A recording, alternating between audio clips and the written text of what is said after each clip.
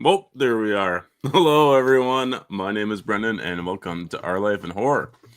And today, if I can find my mouse, here we are.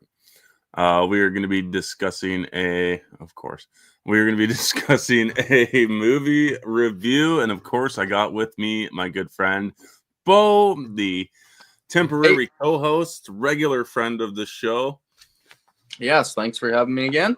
Of I'm course. excited to talk about this. Not too many people talk about Van Helsing. It's I, weird. I know. And rewatching it, I kind of maybe understand why, but like Yeah, I no still, no spoilers yet. yeah, I still love this movie. I really do. Um, but first off, let's get you to plug your channel because you're doing stuff now out and about in your channel. Sure, yeah. I'm same as last time actually. I'm just working on 2008 at the moment, doing 10 movie battle royals where I'm putting 10 movies from the year against each other, and then the winner is making it to a finals round where I'm going to battle all my winners out and see what my top movies of the year are. And I'm I'm about to record another one tonight, which will be round three or four. I can't remember where I am.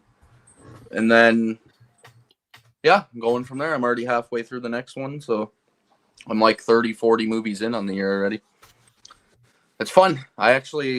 It's quite enjoyable. The one I watched last night was The Mummy, The Tomb of the Dragon Emperor, which Oh, I hadn't seen. No spoilers, but tune into my episode tomorrow that will be up to see what my thoughts are on that one. It's one of the 10. But I don't even think I've seen the movie all the way through until last night because I didn't really remember the second half of it. I was like kind of lost. But it's a doozy. It's to say the least. I I know I've seen it. I just can't really remember it either. But No. I don't think I didn't mind it. Like I didn't think it was that bad. Maybe Yeah. it's been You need years to since give it a I've seen rewatch. it. Yeah. Yeah. It was I'll just spoil it. It's the last place of my episode that I'm gonna be recording tonight. Yeah.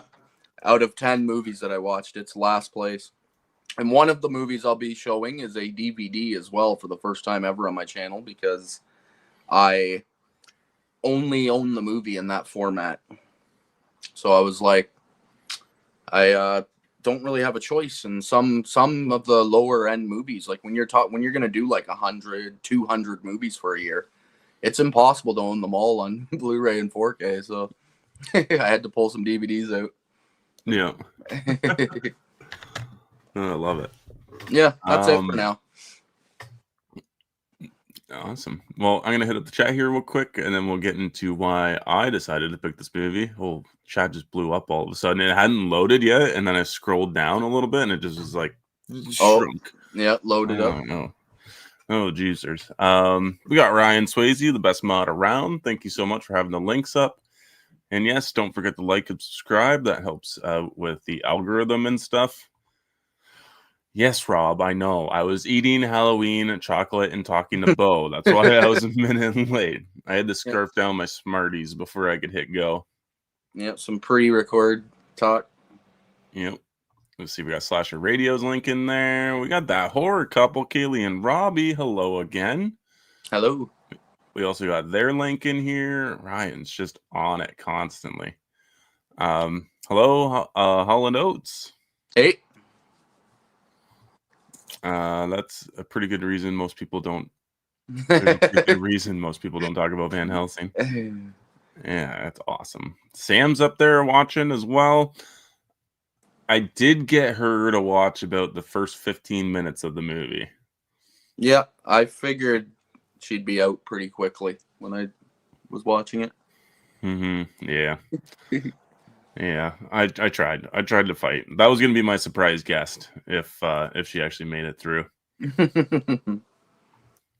There you go, Rob. I love it when Beau breaks out the toy wrestling ring. I still think you need to get some figures and stream live matches. Yeah, they're expensive wrestling figures. I don't know if I'm willing to invest that much money. Yeah. Yeah, Sam here. Already almost came on for the episode. Watched about 30 minutes. Uh, the movie with Brendan and walked out the living room. Yep. We got Gory Tiger. What is going on? I hope you're enjoying your Monday. This is like the best way to end any Monday is doing a stream on it, just because like work is always shit on Monday. Nice to just come on and forget about life. Yeah, it's relaxing on here actually. Let you rest your brain for a few minutes. Yeah, exactly. Sam, it was starting to get sexy. You left early. Mm-hmm. Yeah, anybody that can walk out on Hugh Jackman, tanked up and dressed up like he is in this movie, I don't know, man. Something wrong with it. Let's see. Beckinsale. That little animatronic behind you is scary, Brendan.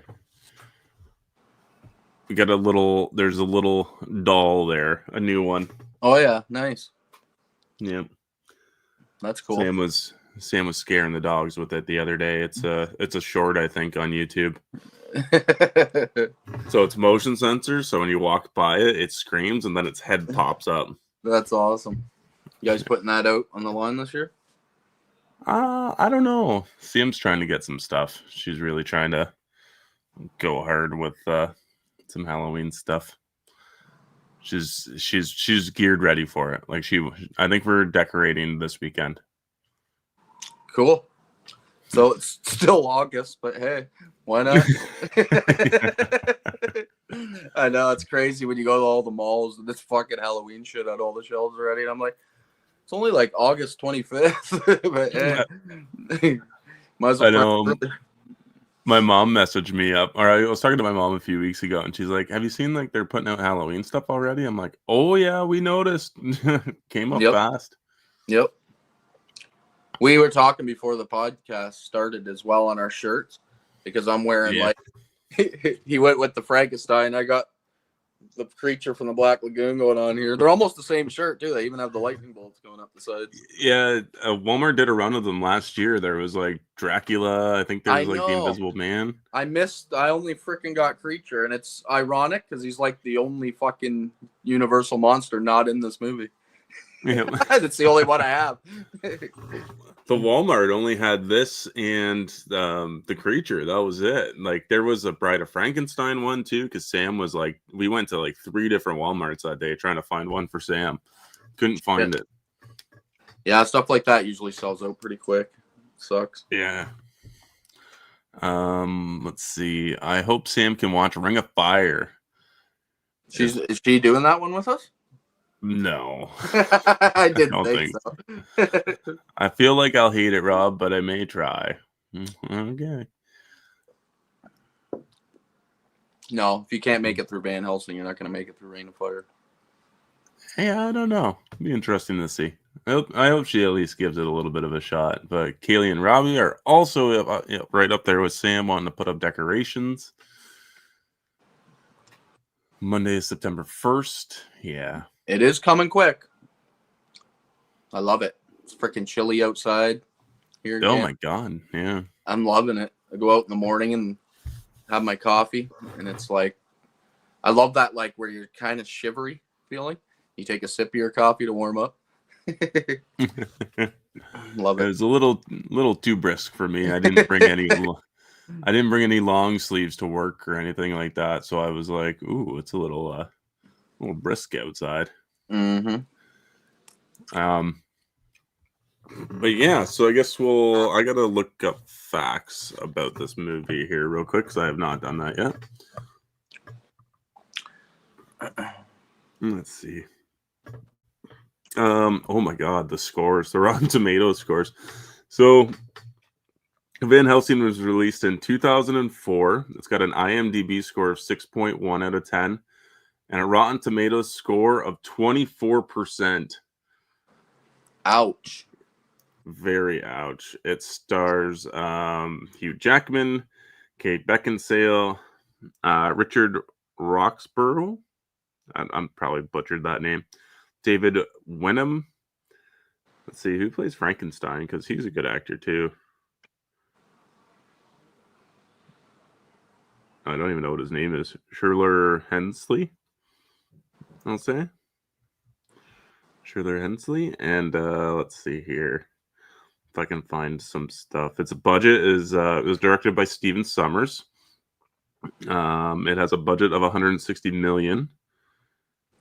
Ooh, that's high, actually. Yeah, I wonder what it grossed. It probably did good, I would assume, like, just because people hated it. Yeah, it grossed 300.2 million worldwide. All right, so doubled its money up. That's good. Yeah. I'll get into an overview, and then we'll go from there.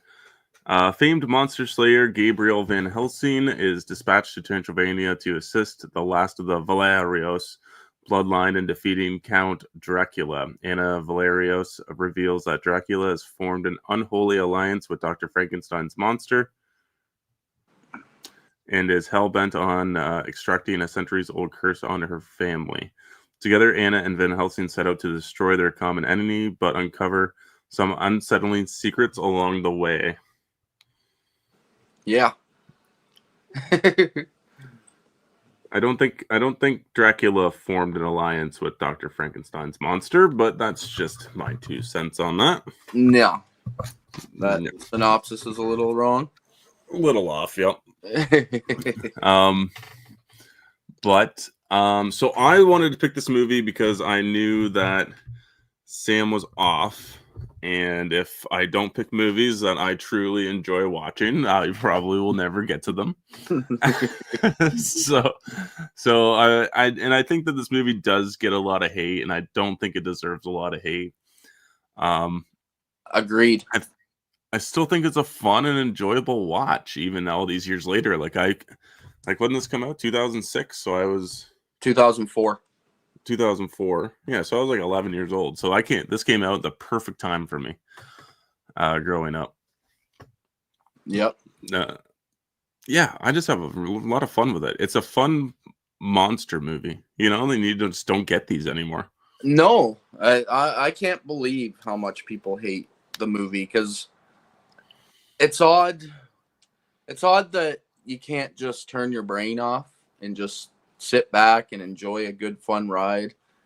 And we'll get into all the different sections of the movie, but I agree with you. I think it's very, like, underrated, I guess you could say, because of how much hate it gets. It's weird. I can't really understand. Like, I get it because of some of the CG, and it's a little bit cheesy at moments, but I mean, if you go through every year, there's always a handful of cheesy movies. It doesn't mean they're shit. They can still be fun. I agree. And like, they made 10 fucking Fast and the Furious movies. If you're telling me people can't shut their brain off to watch a movie, I'm sorry. I know, and I bet ridiculous. you every Fast and the Furious movie is sitting at a higher user scores than this movie is, even though they're just driving out of skyscrapers and landing in helicopters and fucking tanks in Antarctica and somehow flying their vehicles around. Dom, defying the laws of gravity. Yeah, and don't get me wrong, I enjoy those.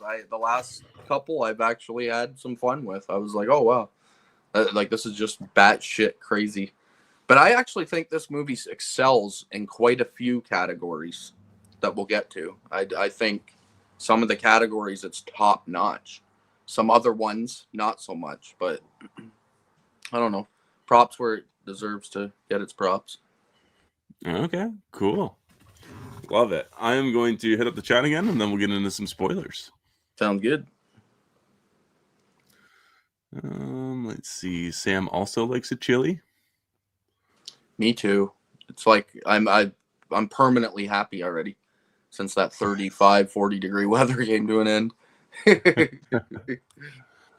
Sam says she's happy, but like, I came home and she's like feeling under the weather. Oh, she already got a winter cold. Yeah. I know. Nice. I came downstairs and was grabbing clothes, and I'm like listening. She put on something while I was downstairs, and it was. Can you guess what she put on? No. It was one of her most hated movies of last year. Ooh, hated of last year. 2024. Oh, there's so many. Maxine. There's like a bunch. I don't know. Narrow it down. The movie itself was critically acclaimed. Ooh, critically acclaimed. So we got Nosferatu. We have Long Legs. There's a bunch. I don't know. It was Blanking. Nosferatu. It was Nosferatu? Yep. Okay. And she's like, I don't know why, it's comforting. I'm like, oh, okay. Yep. I agree. I'm very comforted by that movie. It just feels atmospheric and just like, I don't know, cozy. Yeah. I was getting ready to sit down and watch it with her actually, but it's too long and we have a stream to do. Yeah, it is a beast. Yeah. What's over to the chat to Beau and to my family, Brendan and Sam and the trivia champs. Yeah. We did okay that night. We got Swift's link in the chat there for anybody who needs to go and sub and follow. He's calling me out again for being the champs. Yeah, I was actually going to jump in on that show, but by the time we got home from fishing, I was like zonked and freaking dirty, and so I watched it, but didn't jump in. Next time. Yep. The stream better be entertaining. I was going to go to Spirit tonight, but I saw you were doing this. All right. No promises, but you get what you get. Yeah. Give me a lap dance. Sam would never pass up Spirit Halloween. Yeah. That's pretty tough. I know I'm going to be so broke when we get one here. I know. Sam's going to fucking live there. Swift, I love the Fast and the Furious films besides Fast X. Oh, wow. See, I actually enjoyed number 10. I thought, what's his name? Momoa there. His, like, just weird portrayal of that bad guy killer character. It just got me. I was sucked. I was all there for it. I was laughing, smiling, having a good time. I've seen some clips of just him like acting in that movie, and I was also having a fun time with it. It's ridiculous. It's so over the top and silly that it's, I don't know, you can't help it be entertained. Yeah. Let's see. Oop. Still crazy hot and humid here. It might cool down at some point by Halloween night. Oof. Yeah. Yeah, we got, like, I was expecting another, like, about a month of probably like 100 degrees American, and it switched pretty quickly. We went from, like, the last time I was on the stream or the time before, I think I was talking about it, and it was like 107 degrees outside. Yeah. And now it's down to like 68. Yep. It's like, oh, that's how much we change here in weather. 40-degree drop in like a week. Watch next week. It's gonna be fucking back up into the fucking plus 30s or something. Probably, yeah. I wouldn't doubt it. Fuck. We still have a long way to go. Let's see. Sam's throat is killing her. I'm exhausted, and the movie is moody and gothic, so it was soothing. That's crazy. Freaking cold already. Damn. Let's see. We got Joel in here. Hello, Dark Room Reviews. Hey. Swift is calling you out. You're welcome to come on the live stream, bro. Yeah, I will definitely jump in on one of those. It was a lot of fun. Yeah, they look fun. I like that. It's relaxed and just chill, and everyone's having a good time. Here we go. Joel's going to start the Conjuring movies. Yeah, I've done that a few times. I'm thinking about surprisingly, I actually love the Conjuring universe movies. They're high up on my franchise rankings. Even the Annabelle movies?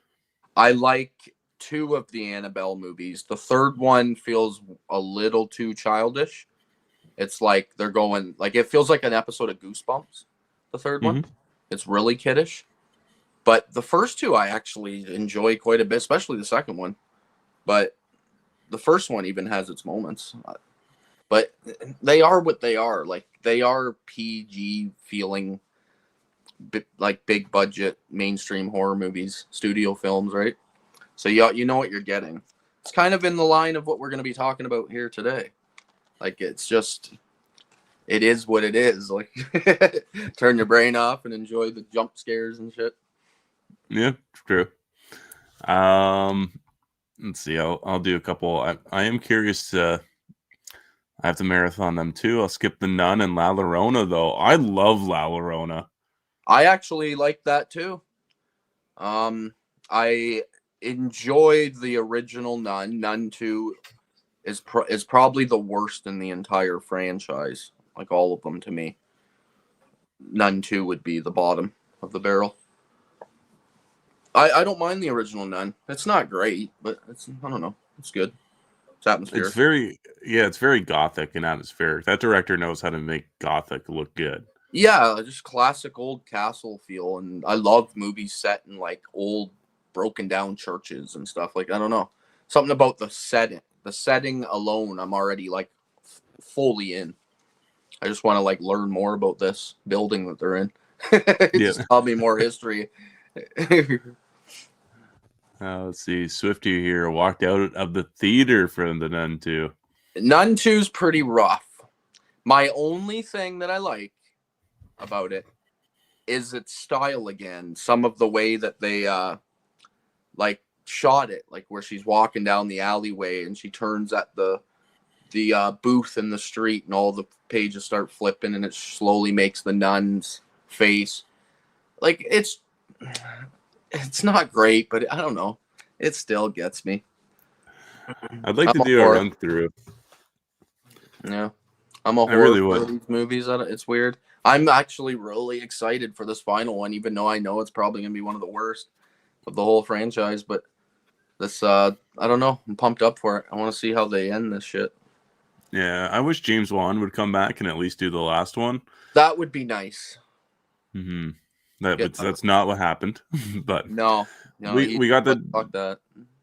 The guy has been directing the last. He directed the last 2. So he did The Devil Made Me Do It. He's doing the last Conjuring movie, and then he did the 2 Nun movies. Okay. So they like him. Well, here's the thing. He's got style, so if they give him a good enough script and he's going to be working with the like Patrick Wilson and Vera Farmiga, so that's good because they're both excellent actors. So who knows? Maybe it will deliver something solid. Yeah. I actually like The Devil Made Me Do It just because I do too. It's something different. It feels the most like could possibly happen in real life to me. Like it just feels like it's a more simplistic story. The other ones are weaving together all kinds of demonic entities and stuff, right? Where the third one is just like a guy lost his shit and killed some people and blamed it on a demon. Like that's kind of what that is, right? And I like that. Makes you think. When it's over, you're like, you look into it and you're like, okay, that's the true story is that this guy actually almost got off completely because of demonic possession. Like that's pretty fucking crazy shit. Oh yeah. Let's see. I'm gonna do a couple more comments and then we're gonna dive into this movie here. But yeah, Rob had The Nun 2 rated as the worst movie of 23, and he watched Cocaine Shark that year. Yeah. I noticed actually. I usually look at your letterbox quite a bit and laugh at how silly some of those yearly rankings are. Yeah. We got Gene in the chat now. Hello, Gene. Hope you're doing well. Hope you had a good Monday. Hello. And let's see. We are going to call it there and we'll get into this movie. So, guys, if you have not seen this movie, go watch it. It's on Netflix. It's on Netflix. We're about to spoil this. I guess it's past 11 years old. It's 11 years old. It's 21 years old. What? Seriously? Am I that old? This is 2004. Yep. That's 21 years ago. Oh, God. Yep. We both have the 4Ks as well, so we both watched it on 4K, which is nice. Yep. But yeah, so let's start this off with describe this movie in 3 words. I kept it pretty simple. I just put stylish Gothic castle as my 3 words. Okay. I had some other ones, but they I don't know. I just weaned it out to those 3. All right. Mine's Gothic, fun, and monsters. Yeah, along the same lines. Yeah. Like, yeah, I had a few things, but it was just like, man, this movie is all about its style and its gothicness and its castle. Like, that's, I don't know what the fuck, and the monsters, obviously.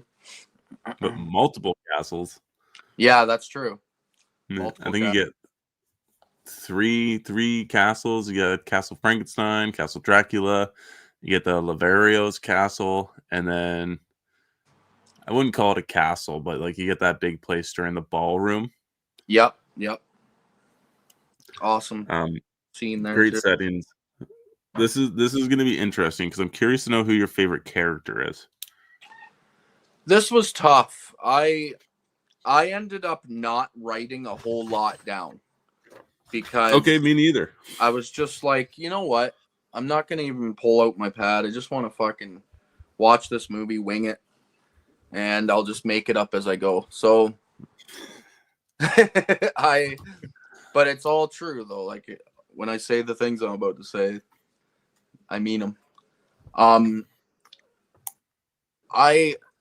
This is so hard because all the characters have some deep, flawed moments and some awesome moments. So when it came to picking least and favorite, I was struggling. Like I'm struggling right now thinking about it because they all have a few moments where I'm like, oh, you said that. And now you're down here. But then it's like you're back up again later. It's fucked. When it comes down to it, I'm probably just gonna be lame-o and go with fucking Van Helsing because I don't know. I just love Hugh Jackman. He reminds me of an 80s action movie star. Like, I don't know. He just feels like he fits in with Sylvester and Arnold and Jean-Claude Van Damme and all the 80s, like, just action stars. He delivers one-liners great, and he does it here, too, a few times. I just love his look. I just think he's a movie star. Like, I don't know, the definition of a movie star. So I love him in this movie. It's one of my highlights. I'll go with him. Yeah, it's weird that he never did like too many action movies. No, he has like a handful, but they're broken up with a lot of rom-coms and like just like musicals he's done. Like he is a wide-ranged actor, but when he wants to, he can tank on the muscle and jump into the action role too.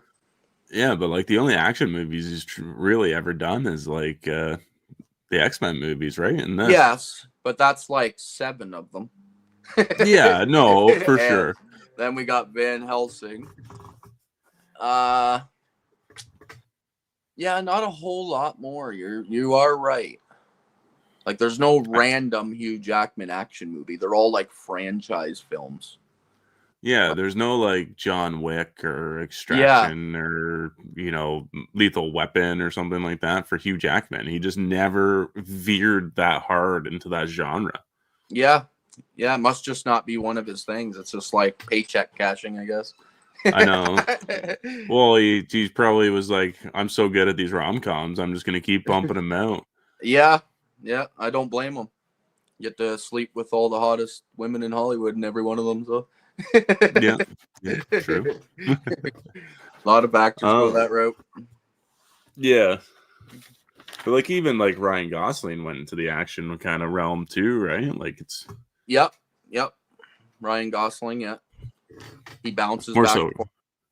yeah, more so like recently, but Even Ryan Reynolds, he bounces in and out of rom-coms and action movies. yeah. A lot of them do. Um, is it bad to say that my favorite character is probably Dracula in this movie?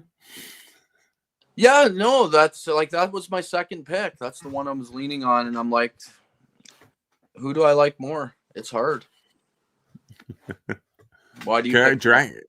He's so entertaining. He's so much fun to watch. He's got a good motive to do what he wants to do. And yeah, I can't fault him for any of it. You know, he's been around for like 400 years. You know, it's let the dude do his thing. And even at the start of the movie, when they're at the village, they don't like go out of their way to kill the whole town all at once. They say they only take like 1 or 2 people a month. So it's not Yeah, like he's a murderous, you know, he's not Vlad the Impaler anymore. yeah, he's only taking what they need to survive. Yeah. Yeah. Makes him a good guy. He's only eating a couple people a month. Yeah, just a couple.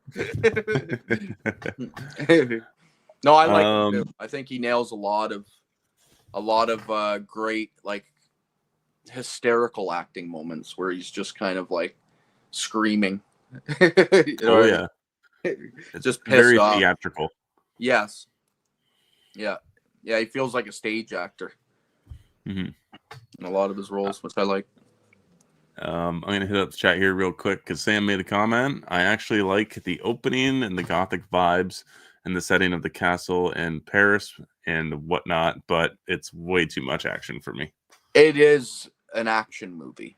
Like it's an action movie set in a horror universe. That's 100% true.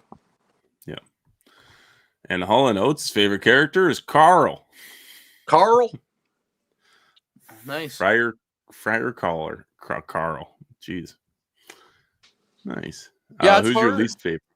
My least favorite's the same thing. Like I have a bunch that are like they bounce in and out. Like sometimes they had some good moments, other times I was irritated by their like poor line deliveries and some of the I don't know, like the dialogue can be so cheesy at times that the character and actor trying to deliver the line is struggling to. So when it comes to least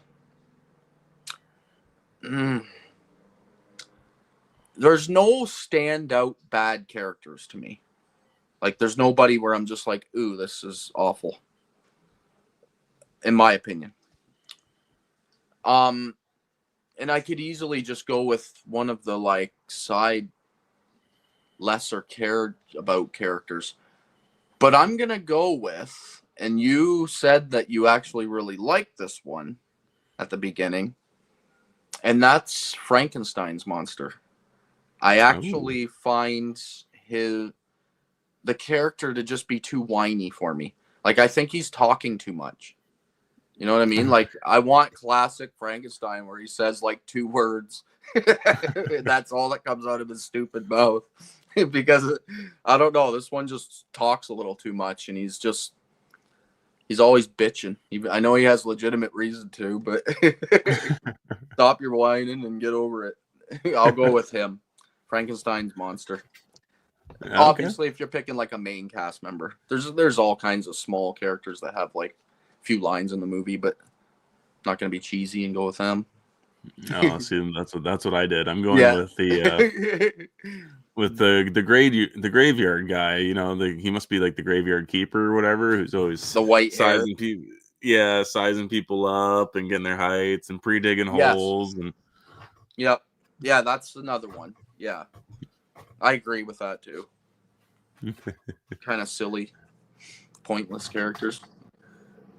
Oh, here we go. I'll hit the comments here real quick because we got Brad Hawk Talk in the house. Hello. Hello. We also got his link in the chat there as well. And then Hall and Oates says, I want to live. I hate to see that.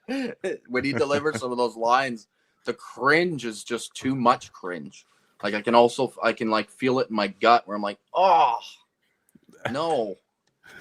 I Less have I talk. have I've got two lines like that too. One delivered by Hugh Jackman and one delivered by Kate Beckinsale. That every time I hear them, I think even since the first time I watched it, I'm just like, why? Yeah. Yeah, I actually, oh man, I wish I did. I wrote down one bad line that I want to talk about. We'll get to. Okay. Probably the Real same. quick here, probably could be the same line. Yeah. Brad, I love Van Helsing when it came out, but it's been a while since I watched it. Incredible opening. Absolutely. Opening, phenomenal. Fucking score, which we'll get into later. Just awesome. And then the black and white also. You got me sucked in right there. Yeah. We got one more quick hello and then we'll move on. But Mimi Q, hello. Hey, Hope that's how I pronounce that. welcome. Okay, who do you think is the best actor? I'm gonna take a page out of your book and probably go with with Dracula. Yep. I love stage acting in movies. Vincent Price, Nicolas Cage, some of my all-time favorite actors are very like stage acting. It feels like they're in a play all the time, and I actually love that. I don't know, it just makes it's comforting to me. It just reminds me that I'm watching art, and he does it pretty good in this movie. It's pretty. I enjoy him, so I'll give him the best acting award. Yeah, Sure. that's 2 for 2. That's also Richard Roxburgh. Also went with. I think he's so charismatic. He's entertaining. He's hard to hate. Like Yes, especially when he's delivering his lines where he's just talking about how he can't love and he has no emotions and he's just like angry about it. yeah. Like I wish that like Hugh Jackman would have went to this level because Hugh Jackman's just playing Wolverine again, basically in this Yes. movie, which is fine. But like when you're up against somebody who's doing this like over the top, grandiose acting, that's just like It cuts to like you and you just deliver a one-liner or something yeah. to go up against it. It's like, okay, you're showing you don't really, you're just cashing the check here there. Yeah, let's see. Brad putting it in here. It's hard to deny Jackman. He was so cool. He is cool. That's my problem. Yeah, I love his character because he looks like a badass. I love it. yeah. Oh, he said he also did like his assistant as well. Is it Boromir or Faramir in Lord of the Rings that he plays? He plays Faramir. Faramir. Okay, he's the one Boromir that is he. played by Sean Bean. Oh, okay. Yeah, he's the one that's hated on by the dad, right? Yes, he's Sean Bean's brother. Yeah. In the movie. Yeah, I couldn't get it through my head. I was like, is that like Faramir or Boromir? I'm Yeah, like, he's which also one? in the movie 300 as well. He plays the Yes. Greek that actually lives and gets away. Yep. He becomes a storyteller. Yeah. What do you think of the soundtrack and score? For me, this is the highlight of the film. Even Kayla walked out a few times in the living room when I was watching it and was like, "Holy shit, is the score ever good, eh?" And I was like, "Yeah, phenomenal. Yeah, this thing is, it's just classic, like gothic. They're doing everything right. I don't know how to describe it. Every time you hit action scenes, it's perfectly lined up with the scenes going on. It's hard to like describe unless you're listening to it yourself and you know what you're getting. It's just good gothic castle score, action score. Oh, I agree. Like it's so gothic. It's so well done. Like put this thing on fucking vinyl waxwork. We want it. Yeah, I'd buy it. Definitely. The people have spoken. We want this soundtrack. By the people, it's just me and you, apparently, according to Rotten Tomatoes. Just because they say the movie sucks doesn't mean the score sucks. I bet That's those right. people were like, "Damn, that score is good." Yeah, The rest like of the movie flows. you got to give it its fucking props where it deserves. But like 100% the gothic feels. I love the I love like the singing involved too. It feels just so epic. Yeah, it is. Dun dun dun dun. Like it's just, I don't know. I love it. I can't get better, to be honest, for a movie like this. I definitely agree. Hold the chat here real quick. So we got a question. Did you cover the brides yet? If so, do you have a favorite among them? It's Alara, the red one, the redhead for me. Do you have a favorite of the brides? Yeah, I'd probably agree with you. I didn't know her name. I honestly, you're teaching me something here because Alira's. That's awesome. You know their names. I don't, but I would agree with that. I actually like the brides. I think they do a good like eccentric, ridiculous, over the top acting as well, where they're just constantly in a state of screaming and anger, and then once Dracula steps in, scared because they're intimidated by him. I like the one that gets whacked too first. I think she's doing a good job up until her death. Yeah, I can't remember what her name is. I think the black-haired one is called Mishka. Yep, that sounds familiar. And yeah, I can't remember what the blonde one's name is, but I would probably go with Alara as well. She's just over the top acting. It's so much fun. Yeah. And I mean, if you've been around for 100, 200, 300 years, and then like you just know you can't die, wouldn't you just eventually just go crazy and just like be kind of wacky all the time? Probably. Yeah, especially if you're a monster. You're killing shit every day. Oh, I'm being corrected. Mimikyu, you're saving the day. Mariska was the blonde. Verana was the brunette. Okay. Okay. That's awesome. Yeah, I'm awful with names as well. Like when I was watching this, the score and the action set pieces, they're so epic, and I'm so sucked into that I didn't even notice that anybody even mentioned those girls' names. It's weird. They just went right over my head. I just watched the movie. I just finished it like 10 minutes before we started the stream. Oh, did you? Yeah. Let's see. Brad, the brides remind me of the Resident Evil 8 sisters. Perhaps this was an inspiration? Totally. Yeah. There's resemblance there for sure. Resident Evil 8 is like classic monsters feel. You're fighting Wolfman and all kinds of stuff in that. Is that Village? Yeah, Village. Okay. It's I haven't like, played that one. yeah, I played it once when it first came out. And I didn't like it as much as 7, but I still thought it was pretty solid. Mm-hmm. Okay. Oh, wrong paper. We'll get to the cinematography here real quick, and then I will jump back into the chat if I see something. All right. Oh, I don't know, man. What's your next question? Sorry. The cinematography. Cinematography. Shoot. This is where I think the movie kind of feels too big budget. I don't know.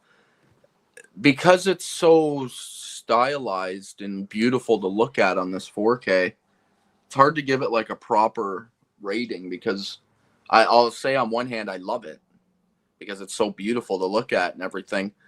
But it does seem like some just pretty straightforward action shots.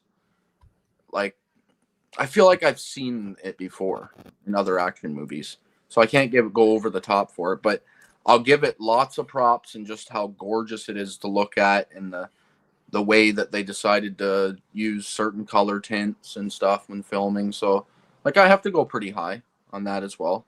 I think it's excellent. To me, like, stylish is one of the highlights of this movie. So I'd have to say it's good. Yeah. Good for me. I think I think for the most part, there's a lot of good looking sequences on it. Like when they're walking up to Dracula's castle, I think that's a beautiful shot with the carriage chase. Yeah, the carriage chase is a good action sequence as well. The opening of the film, I feel like this is going to be talked about a lot, but it was a perfect stylistic choice to open that up in black and white. Yes, Um, that's a highlight. That's something I did write down. It's like the opening is insanely good. like even like the setting, like it looks like they just ripped all that science technology stuff right from the original Frankenstein movie and just like moved it over to their set. Like everything just seems so detailed and accurate. Totally. Yep. And because they're shooting it in black and white, they could have just taken the scenes from the original Dracula and Frankenstein and just put it right in. We probably Yeah. would have just loved it even more. It's crazy. Um, so yeah, I don't know. I think it's a good looking movie. I do think there are too many like fades, like the traveling sequences are a little much, and we Yeah, probably skip showing over them some of running those. through the hills, like Hmm. it's I don't know, like that's what I meant. It's so hard to talk about this movie because it falls right in them. Like it'll do something really awesome where I'm happy, and then all of a sudden it'll do something really poor where I'm like, oh man, like why? And it's like that for everything for me, up and down. It's a weird one. Yeah. Um, this is pretty. I think we could answer this question. Favorite costumes and outfits. Oh yeah, I think that's another highlight. The costume design I think is excellent. Van Helsing himself, I would probably have to say is my favorite because like just look at him, it's freaking epic. Look at Yep. that costume, man, freaking awesome. And Kate Beckinsale as well. It's weird. Like before I watched this, I remembered her being in leather a lot, and I think I must have been blending Underworld in with this because she does not wear leather in this movie. She So does have the corset on though. yes, she's got the corset, and yeah, Van. I think costume design is excellent. Dracula looks good, but if I have to pick my favorite, I'll go with Van Helsing himself. It's his costume just makes him look like a badass. Yeah, I'll go with Van Helsing too. Like it's such a cool. See, he's got the leather jacket, the trench coat, and then he's got like the leather vest underneath of it with all the buttons and the gloves and stuff. Yeah, like he's Places to put all his weapons up his sides. It's yeah, really like cool. dude is just walking badassery right here. It really is. It's epic levels. Let's see, I'm gonna hit the chat up here real quick before we get into memorable lines. Cool. Yeah, this is where I'm going to struggle. uh, a lot of vampires that came after this movie are usually brooding, tortured, and hate themselves. So it's nice to see vampires that thrive and have fun with being what they are. Yeah, definitely. Dracula himself in this does have a few I'm tortured moments, but he jumps off of it pretty quickly. Mm-hmm. Embraces it. Cool. Sam's asking if Rain of Fire is as action as this one. I would argue yes. It's a bunch of hunky ass dudes fighting dragons in an apocalyptic world. I would say no. Yeah. Oh, Really? like here's the thing. I haven't seen Rain of Fire in a long, long time, but just the cover alone yells action movie. So I don't know. And it's fantasy. As long as you like fantasy, you should be okay with it. See, there's one sequence with the big action hero kind of thing, and it doesn't pan out the way you think it should either, like the way it should. Um, but I don't think it's actiony. No, I I guess this is a pretty action heavy movie. You're correct. This is like one action set piece into the next. So yeah, it's not that. There is more dramatic acting, and you also have more prestigious actors in that movie as well. Academy yeah. Award winner. See, even Brad Hawk says Rain of Fire is probably more action. See, here's the problem. I remember it being heavy action, but I have not watched that in 20 years. So I must be remembering it incorrectly because what you're saying is like, okay, well, it must not be Here, then. here's the thing. Maybe I'm remembering incorrectly too, because I don't think I've seen it for a while either. All right. Well, we'll find out. Tune into the next episode Oh that we're no, I'm doing, gonna be. and we're all going to watch it for the first time. If this turns out to be more action heavy, like if Underworld or sorry, Rain of Fire turns out to be more action heavy, then fucking this movie, I'm just gonna fucking cancel the Scream. Really? No. Yeah. I'm kind of hoping there is some good action. Like it's fucking hunky war veterans fighting like fucking dragons. Like there better be at least a couple pretty good action set pieces there. There is like 2 good set pieces for sure. But the rest of it I think is just like depressing death for the Trying to most part. survive in this crazy world, yeah. Yeah. So I'm fine with that too. But enough of that because we are not talking about Yep, that. we'll get to that on the next one. Yeah, I'm gonna hit up the chat here again real quick because stuff is happening.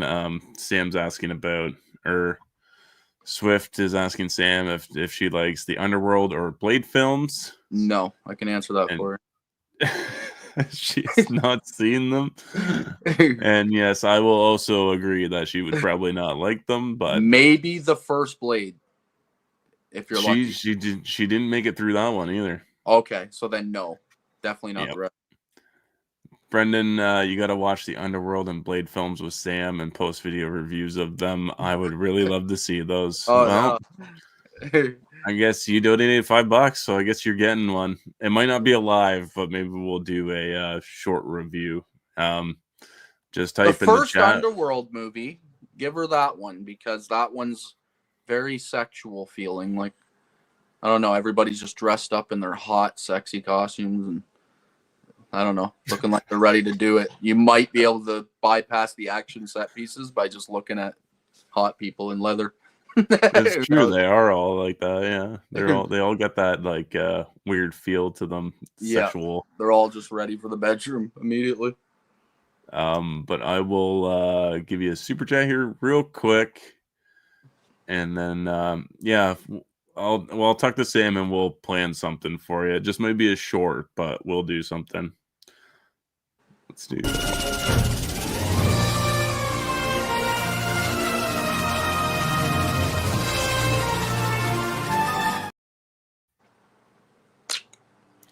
Seems fitting. Yeah, I thought so. We got Wilkie, Corey, hello. We're all just kind of dropping spoilers on Reign of Fire right now, but Sort of. Me and Brennan haven't seen it in a long time, so our spoilers probably aren't even real. Who cares? yeah. My mom called. Hope I don't miss anything good. No. Oh, didn't miss anything good. No. No, we've just been talking about some good stuff about the movie, and you hate it, so you probably wouldn't have liked it anyway. Yeah, I don't think you're gonna get a couple categories here coming up where it'll bear in your favor. Yes. I hope Reign of Fire is at least decent. I bought the Blu-ray. Nice. And Yeah. you'll own it forever. Yeah. Look at those actors. It's got to be good, right? Yeah. I haven't seen it in 20 years, so. Yeah. We got some googly eyes there for whoever. I can't remember. I can never remember what that actress's name is. Not sure. Carmen Electra? Yeah, oh yeah. Carmen Electra for sure. And then we got another super chat from Swift. Thank you so much. You don't think Sam would enjoy Blade 2, Guillermo del Toro, and it's pretty scary and atmospheric. Nope, I sure don't think she would. No, she doesn't like any sort of action at all. So I don't know. I honestly, and the Blade movies, unless you're a fan of Wesley Snipes, and like I don't know, it's hard. The first 2 are actually good movies. They are good. Like don't get me wrong, I love them, but I don't know. They're particular. Yeah. Let me get you another super chat here real quick, and we'll move on. What's this one?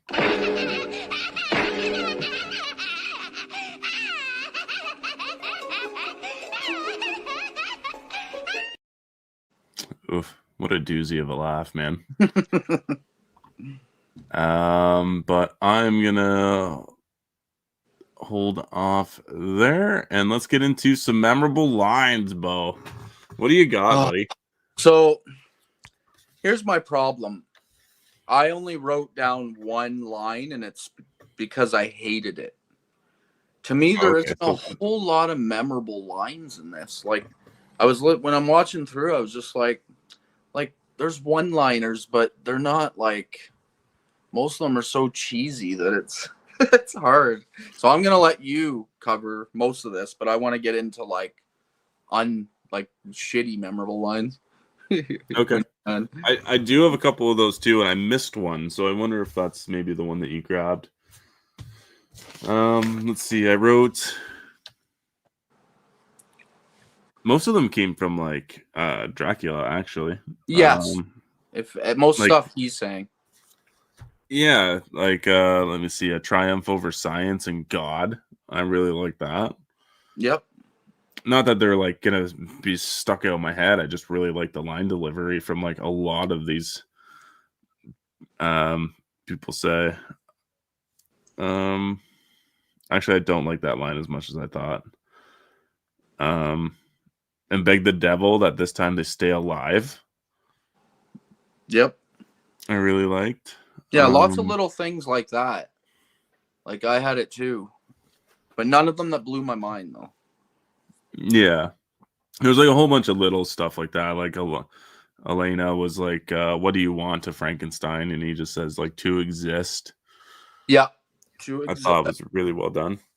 There's a whole sequence of Dracula talking to his brides about not feeling or having fear or whatever, which I thought was it's such a good monologue. That's excellent, but it would be a 2 paragraphs. Yeah, I could not write that down. Yeah. That's probably the best section. I'll give you my worst line and see if it's one of the ones you had. It drives me nuts when the one of the brides says, "Too bad, so sad." Oh, okay. It just irritated me. Like I don't know what it was. Maybe the way it was delivered, but just in her accent, it was just it came off as way too like Scooby Doo-ish, like just so childish. But that was one of my things that stood out the most in a bad way. Okay. That's not what I have down, actually. I have one from Hugh Jackman and I got one from Kate Beckinsale. Um, the one from Hugh Jackman's really early on in the movie, and it's I'm the one standing there when they die. I become the man they once were. Okay, yeah.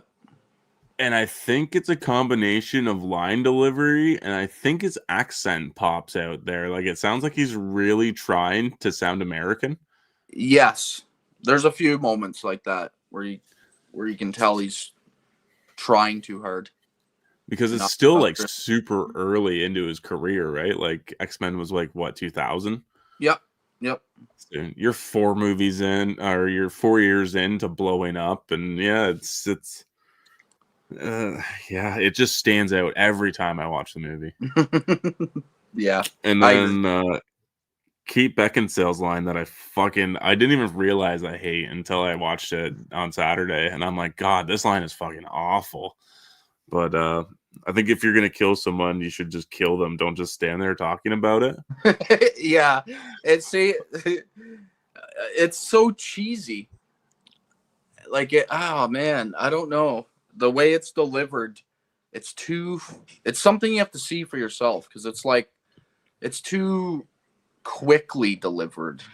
I don't know. Like it's weird. Some of these lines they just say them too fast, too scripted. I guess is the Yeah. best way to describe it. She just sounds so snarky when she says it too. It's like oh Yeah, like Mean Girls or something going on. that's what I mean. Like by these characters, one minute I'm really starting to like this character, and then something like this will happen, and it's like, really? Like now you're back down on the fucking totem pole again. So that's why I can understand why it gets a lot of hate, but it also deserves a little bit of props in its categories it excels in. Yep. This is gonna be a couple short list of questions here, but like, do you have a favorite kill? I didn't write one down. I'll go with the first bride that gets shot by the fucking awesome machine gun crossbow. Forgot to mention, like his machine gun crossbow is just badass. I love it. And he loads the first bride with like 15, 20 arrows that are doused in holy water. and she like slowly disintegrates. You got to take into consideration that the effects are slightly dated. Like, I believe they hold up well because I don't really care about what CG looks like. But to some people, they would say that the effects are kind of rough. But I like the way she just disintegrates and starts screaming as she's burning, basically. After she gets all the arrows, she's pinned against the wall like Jesus, basically. I'll go with that one because there isn't a whole lot of deaths. Yeah. Yeah, Yeah, so I'll stick with that. There's like maybe 5. Yeah, it's not heavy, and most of them aren't like super gory or nothing. What'd you go with? I'm gonna go with Dr. Victor Frankenstein. Yeah, he came to mind as well. Yeah, I just like the whole feels. I get to see Dracula after he's been impaled already with a big sword, and he just brings him in and eats him. Yes, yeah, and then like to finish him off completely, he falls from the windmill into fire.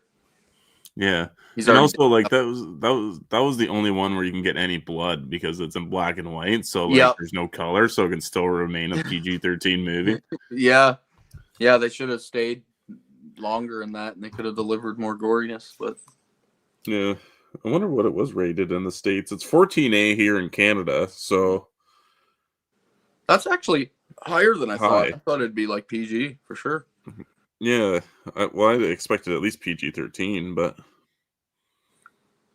Feels super PG. Like, I don't know. They're not caring about gore and stuff. It's just about the storytelling and the visuals and the sound. yeah, so it's PG-13 in the States. Hmm. Huh. Weird rating system the fucking states have, dude. Yeah, especially considering usually we're the more lenient, but yet ours is higher here and theirs is lower. Usually it's the other way around. Like their Yeah. rated R movies are like fucking rated E for everyone. Yeah, Here in Canada. like your rated R movies are 14A. Normally, yes. Yeah. But yeah, apparently on this one it's PG in the US and 14A here. Yeah. Somebody in Canada I'm gonna hit up the. Yeah, didn't like the monster violence. I'm gonna hit up the chat again here real quick, and we'll go from there. But let me see. Talking about Sam liking Guillermo del Toro. Sam doesn't even like Del Toro's best film. She's not gonna like Blade 2. Del Toro's a stylist director as well. You're either gonna like his styles or you're not. I'm on the like side. Yeah, I am too for the most part. We got Coy, Happy Sanjo in the house. Hello, Coy. Hope you're doing well, enjoying your Monday. Hey. Let's see. Sam's talking about what we're doing this weekend. Let's see. Too bad, so sad. Feels like a line that people said in the year the movie came out. It is true, yes. Not whatever century it came out. Yeah, it's true. It was. I remember people saying that, and it's also about the darn delivery. Like it's really hard because I can't do the accent she's talking in. I'm just terrible at accents. But the way she delivers it is the childish part. Like it feels like sassy. Like Yeah. it's just like really that's like 12-year-old girl stuff there. Well, yeah, like I said, Mean Girls or like Goonies or something.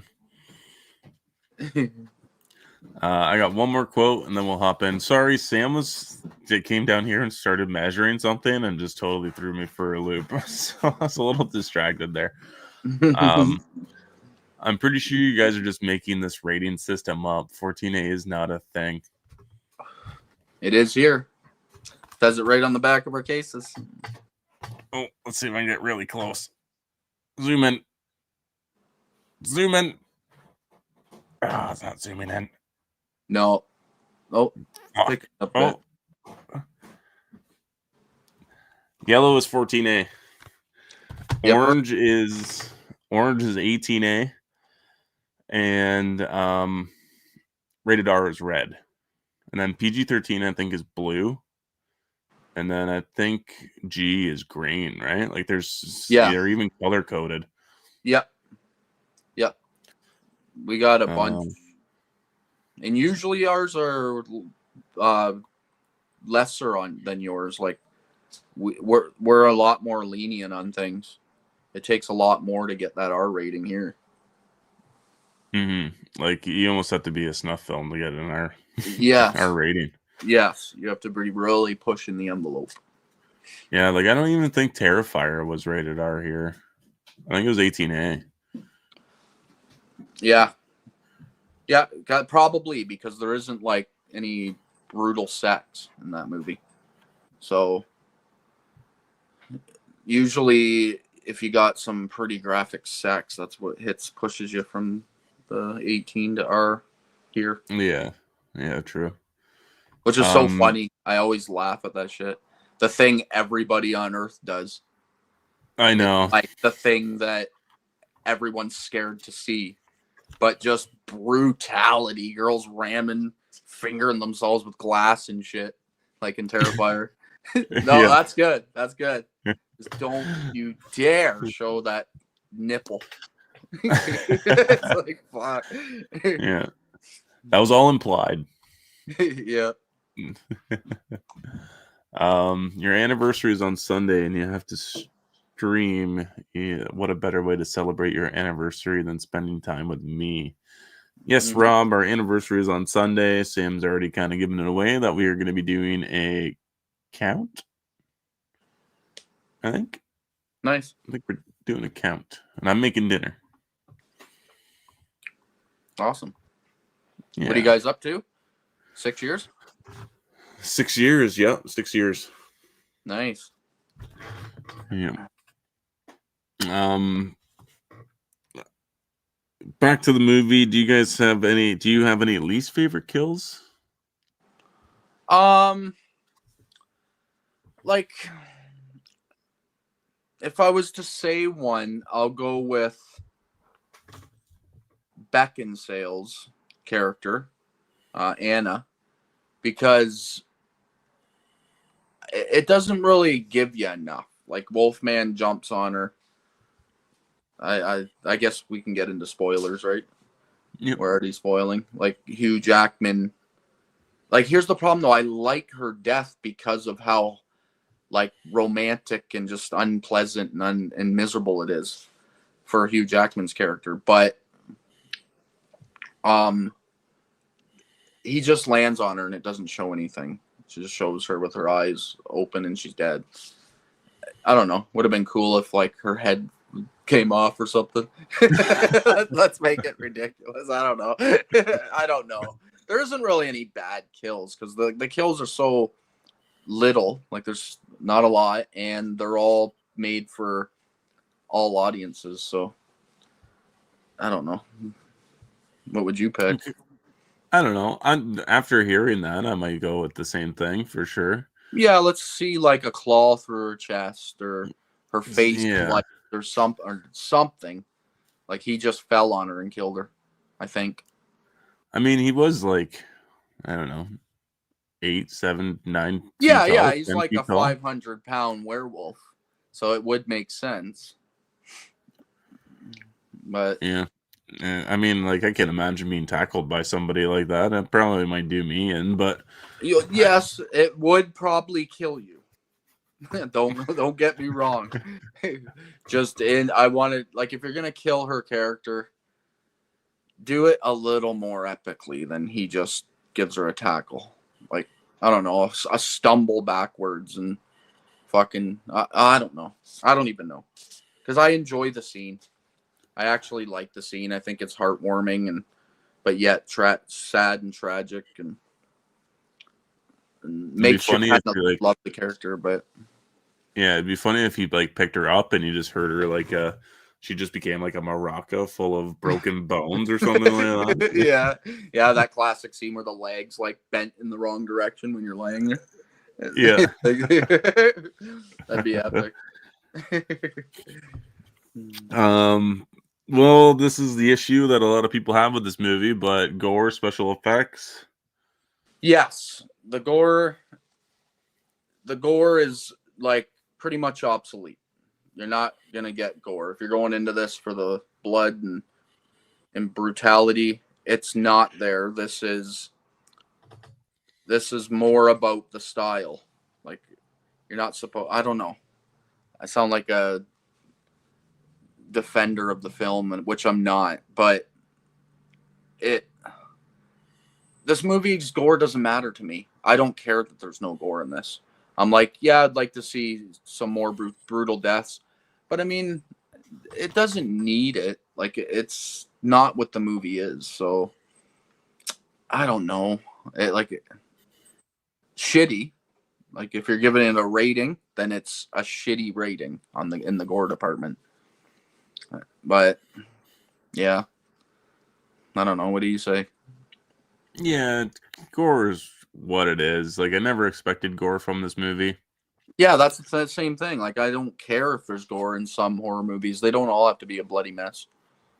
But this one isn't. So if that's your main thing and you love lots of blood and gore, then you're not. You're going to be highly disappointed when you watch this. You'll be pissed. Yeah. What about the special effects? And the special effects, like, oh man, we're talking 2004 here, but we are talking big budget. This movie had almost a $200 million budget. So, like, the special effects are fine to me, but I've read reviews and people hate them and think they just don't hold up at all. I think I'll disagree with that. I think that the special effects hold up pretty darn good. I feel like you can see how expensive this movie was when it came out. And you can bring in the argument that there's like no practical and this is like all CG. Like that can be the argument to me. What? Why, you like lots of practical there? You can see practical? In this movie? Yeah. Fuck yeah. Really? I see me. It feels like Frankenstein's whole suit is practical. Well, yeah, I guess. When it comes to their costumes and their suits. But every time there's any sort of monster thing, you can see it. Like, I don't know. Like the werewolf versus the Dracula. Helsing versus Dracula at the end. It looks like you're watching like Cursed, the Wes Craven movie. Like it's, I don't know. It's I struggle with CG in movies where I would have loved to just see two really cool ass suits made, but you can, I guess, like, I don't know. I struggle in this category in general. I don't even really fully know what my opinion is because I know you can't do a lot of these fight scenes without CG. That's why back in the practical days, these movies didn't exist. Like these level of action horror movies didn't exist back when it was only practical because they just couldn't do it. Yep. So, it is what it is. It's not great, but it's not bad either. Yeah, I'm pretty much in the same boat, man. Like I don't think a lot of the CGI is that awful to look at. No, it's not. I do think there are sequences of super bad CGI in this movie, like don't get me wrong. And I'll list a couple off that I think are really bad. Yep. But like I want to shout out like a lot that looks good. Like the brides in their first introduction fight, I think they all look really good. Yep, cool looking.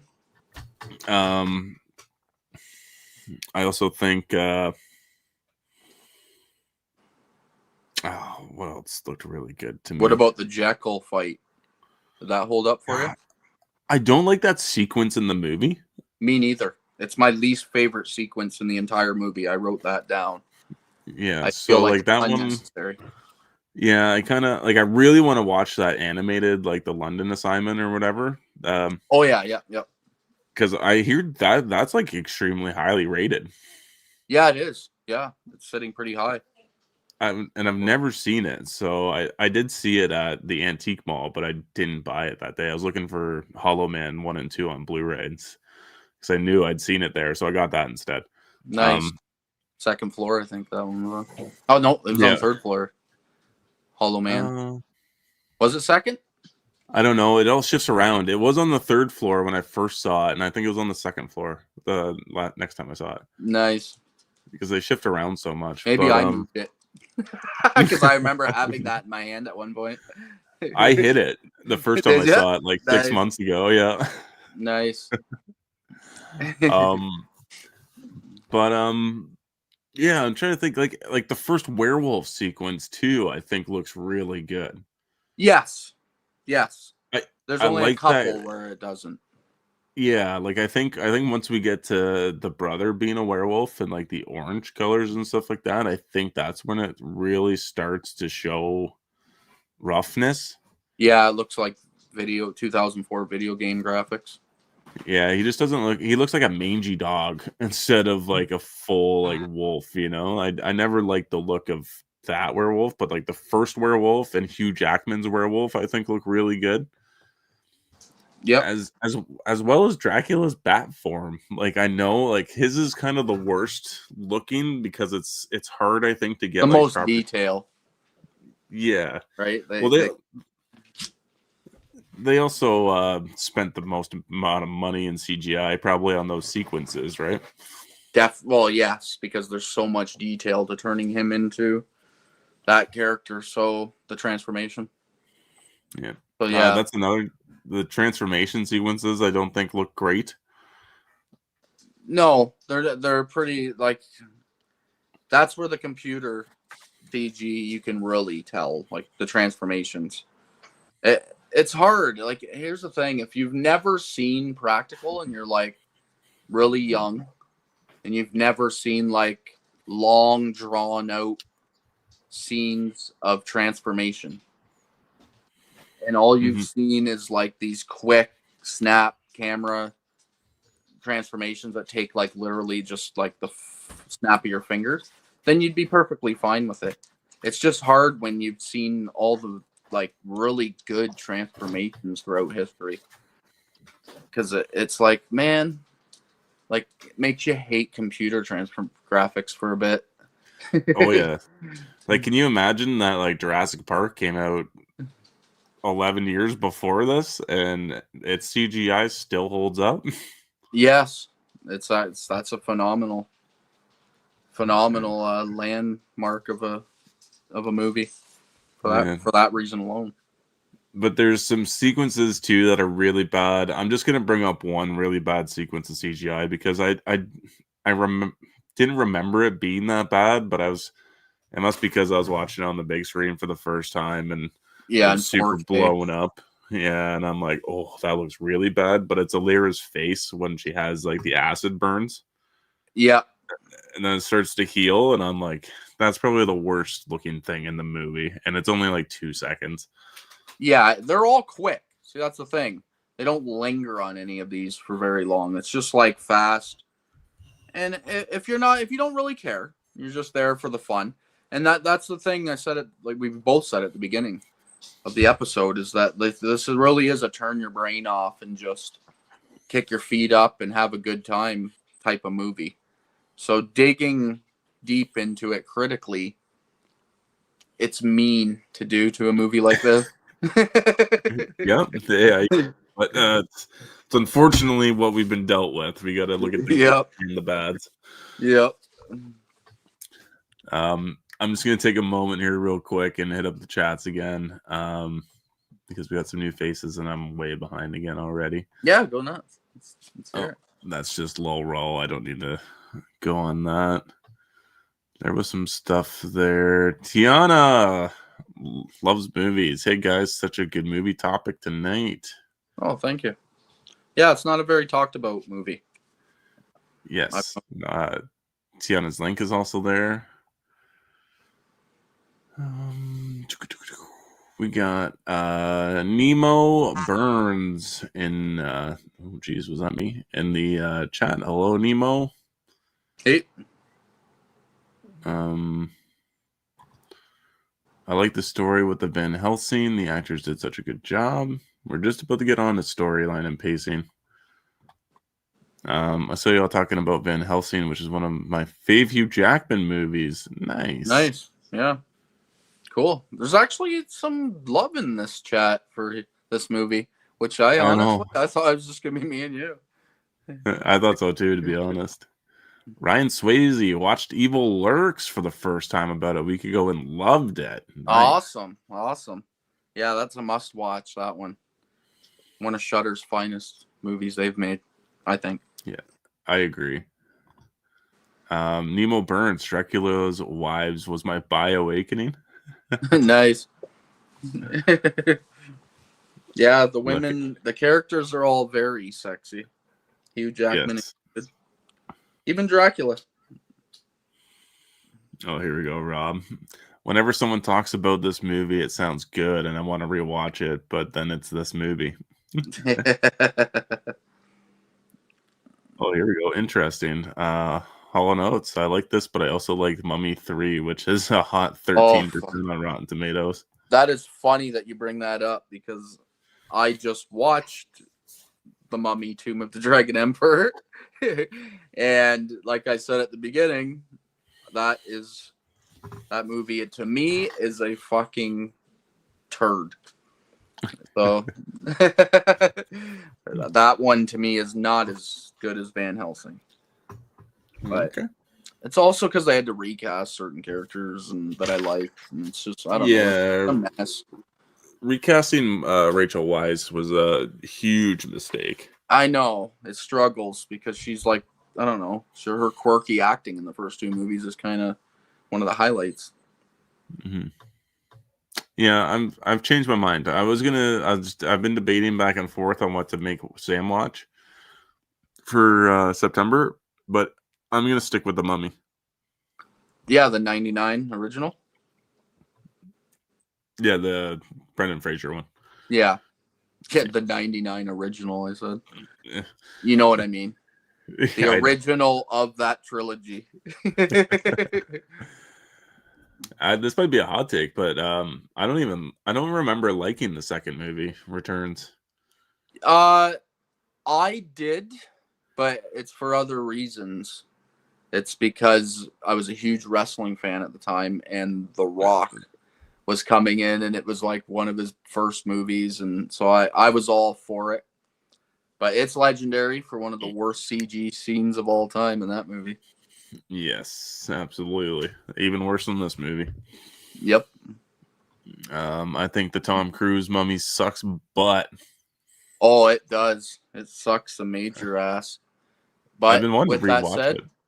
With that said, I still have fun with that one. I just wish that it was just obviously more well written. Yeah. But we're not talking about the Mummy movies. We're talking about Van Helsing Monsterverse. What do you think of the storyline and pacing?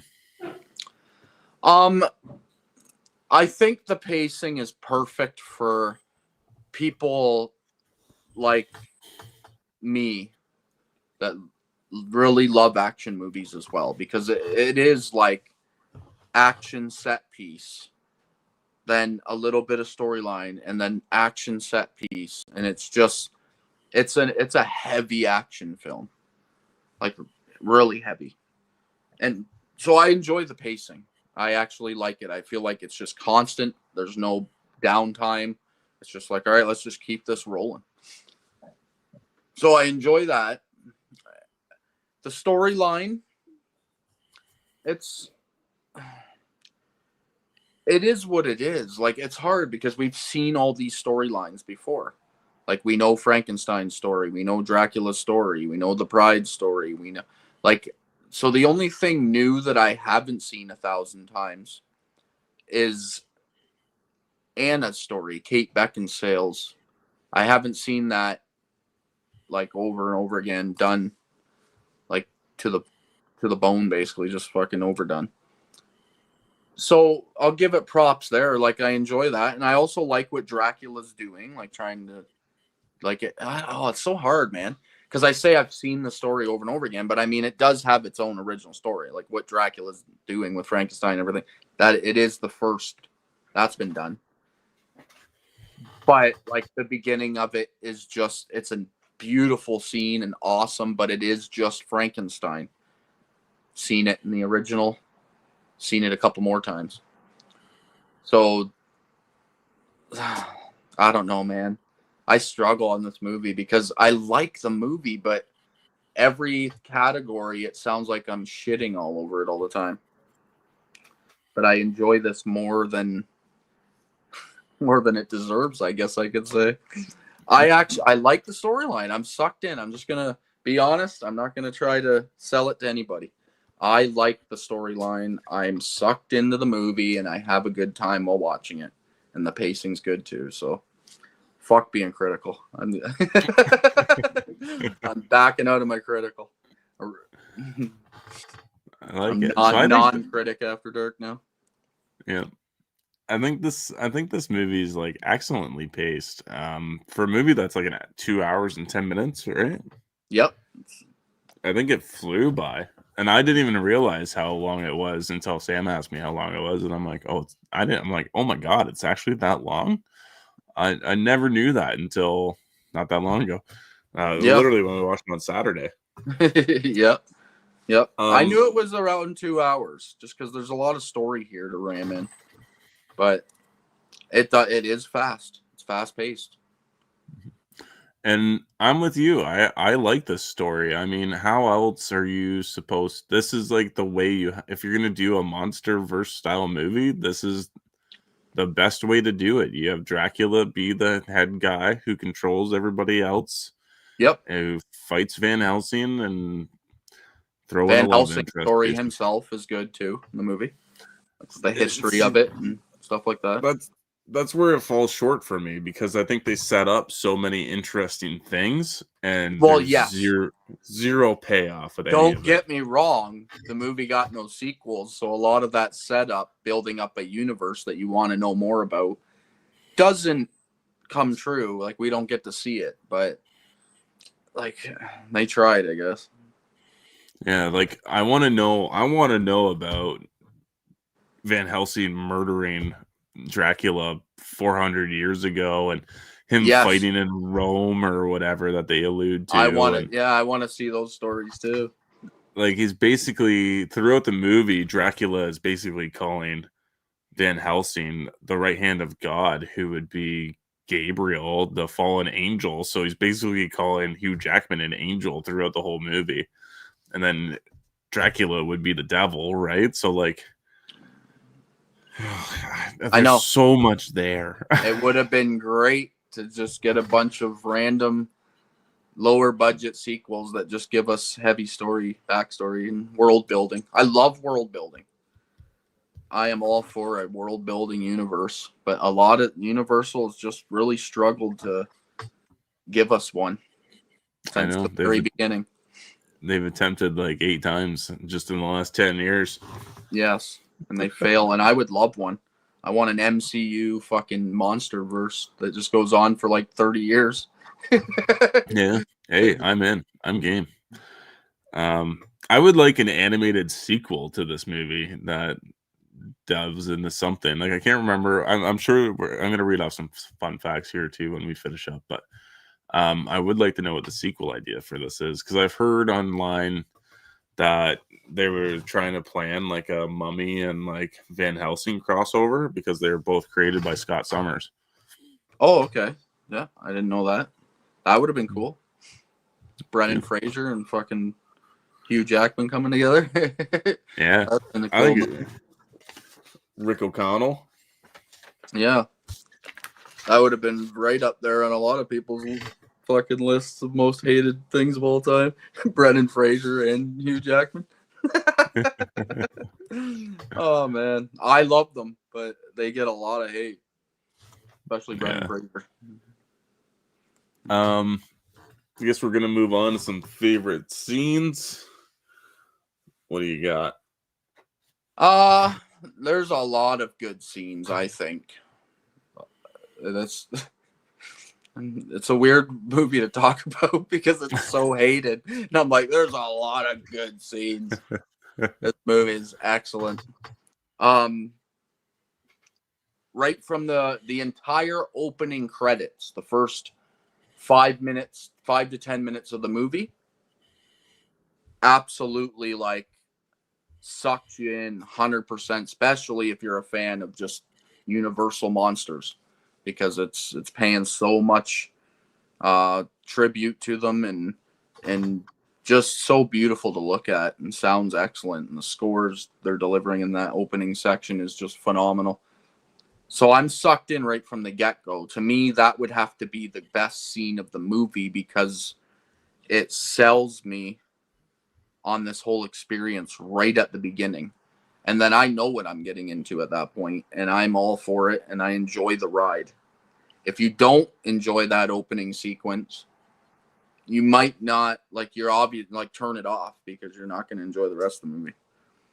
With that said, there are so many good scenes, like Dracula when he's telling Van Helsing some historical moments about how Van Helsing's the one that killed him, like Brendan was just saying. That's a really good scene, like where it's more dramatic. If you're gonna go down the dramatic road, that's a really solid scene. Their fight is good. There's so many. You name some.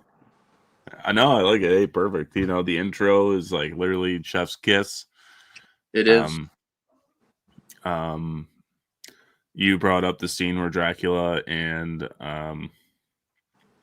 Van Helsing meet for the first time. I think was a really good sequence as well as I'm going to lean a lot into like Dracula's scenes, but like Dracula, like I talked about earlier, talking about to his wives about not feeling and the loss of his one wife and stuff like that. I think is another really excellent scene. Yep. There's also like really little things too. Like I really like the scene where Carl finds the painting in the book library or whatever. Yep. Anything that's like world building and historical feeling, I'm always down for. Stuff Yeah, like me too. you can just keep listening over here. I like this whole movie when it comes to scenes. I like the carriage scene and the views that it's shooting, and just this, like when it's showing anything like that, like people riding a horse and buggy through haunted forest feel. I'm always in. Like I'm just sucked into these gothic movies. And although this is super action heavy, I think all the scenes are good. I like the scene when in the ballroom, like, but it's mostly the setting that I love so much that makes the whole scene work for me. And that's what a lot of it with this movie. Like, although the acting isn't always great, and although the dialogue isn't that well written, the atmosphere really creates good scenes throughout the whole movie for me. Just, I don't know, and I think that I can leave it at that, because if you don't really care about atmosphere in movies, then you're not going to like the movie at all. If you love atmosphere like me, and you're like, I'm a sucker for it, then it doesn't really matter. The content is like just icing on the cake, and that's kind of what this is for me. It's weird. It's hard. No, I like it. That's a good way to put it because I like my sheets have basically been all empty because I was with you. Like I didn't know what to write down. I feel like we had this problem too talking about like Starship Troopers. You know, it's like what Yes, scene's my favorite? The whole fucking movie's my the whole favorite. movie. Okay? I know, I'm enjoying myself the whole time. Like, so it's really tough because there's nothing that's so stand out that I have to mention this scene because it's just so damn good. But there's nothing bad, so it's just a solid experience. And then here's the thing, but your average person obviously does not get that at all because this is sitting extremely low on everybody's scores. So it's hard. It's just weird feeling where I love something that most people hate. Yeah. So it's I Next don't know time how to tell somebody it. asks, next time somebody asks me what's a movie that you love that everybody hates, I guess this is going to have to be the movie I bring up. Yes, yeah, those Rotten Tomatoes scores and Letterbox scores, and like this is a widely hated movie. Period. Like there isn't a whole lot of people. It's cool that there was a couple people in this chat that were showing some love for it because I don't like. There's not too many of us. It's weird. Can you pick out any least favorite scenes? Um, the ones that you already brought up, obviously, were the dialogue shit and the lines, like the bad lines, would be my least favorite scene. So whenever there's a scene in the movie, like the one I said, where the one bride is on a roof and she's just like, "Too bad, so sad," like stuff like that is what takes this down. If it didn't have those cheesy written lines, this honestly would be like top notch for me, especially in the action horror genre. So it'd just be all those scenes, and we've kind of covered them because they're just all the bad dialogue.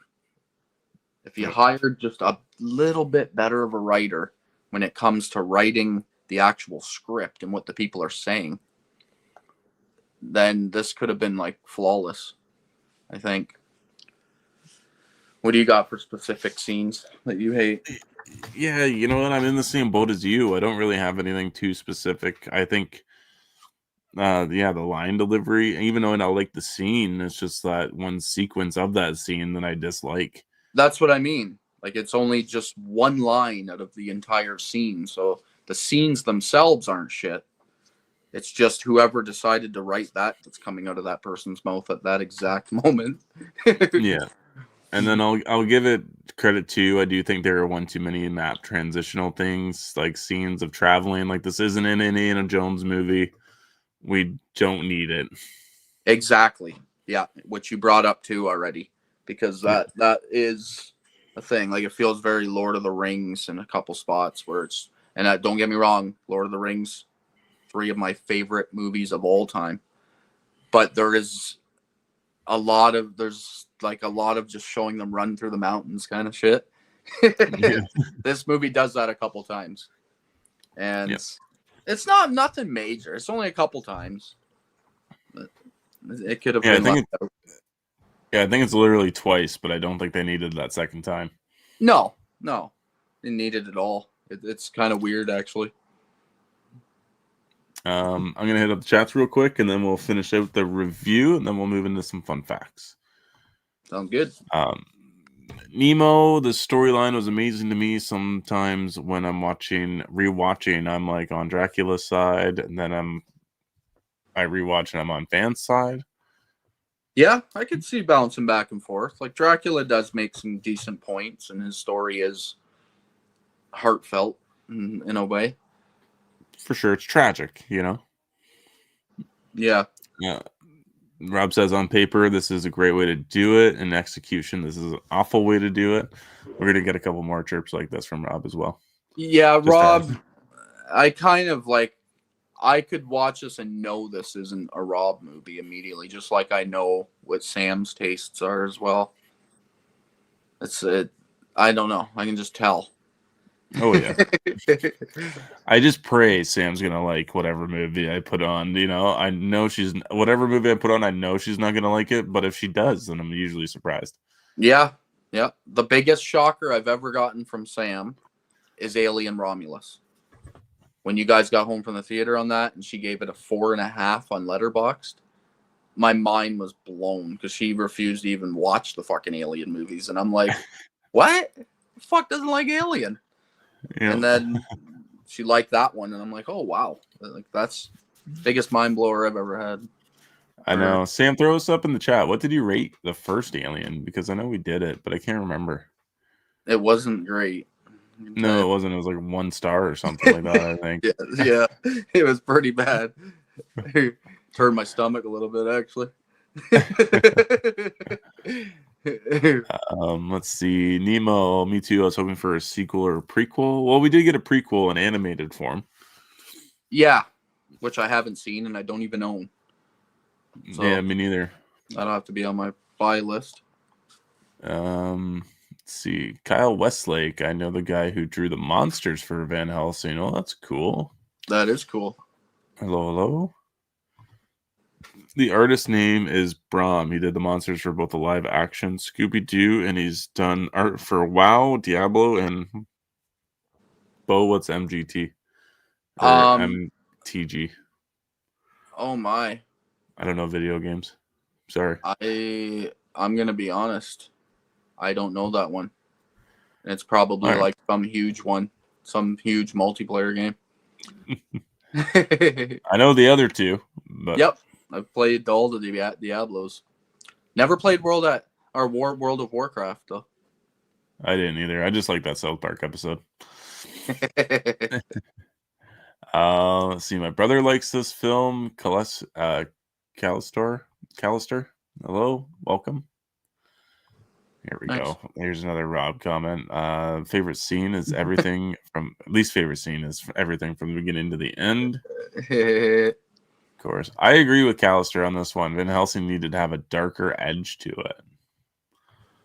Yes, obviously, we would love to see like a R-rated version of this movie. Like, it'd be cool if they shot the movie twice. Yeah, that would have turned into a $300 million movie. Yeah. Hello, Nanette. How are you? I hope you're enjoying your Monday. Hello.